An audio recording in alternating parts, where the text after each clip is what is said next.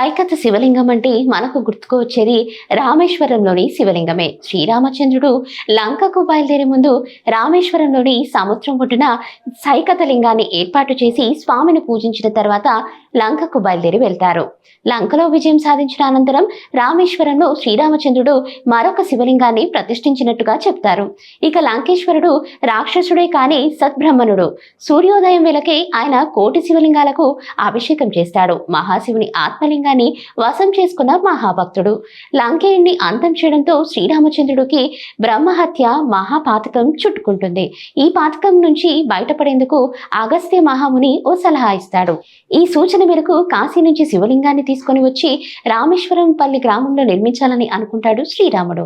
కాశీ నుంచి శివలింగాన్ని తీసుకొచ్చే బాధ్యతను హనుమయ్యకు అప్పగిస్తాడు రాముల వారు. శివలింగాన్ని తీసుకొచ్చేందుకు హనుమయ్య కాశీకి వెళ్తాడు. అయితే హనుమంతుడి రాక ఆలస్యం కావడంతో శ్రీరాముడు ఇసుకతో శివలింగాన్ని చేసి ప్రతిష్ఠించి పూజ చేస్తాడు. రాముల వారు పూజ చేస్తున్న సమయంలో హనుమంతుడు కాశీ నుంచి శివలింగాన్ని తీసుకొస్తాడు. అప్పటికే పూజ ముగియడంతో హనుమయ్య కించితు బాధపడతాడు.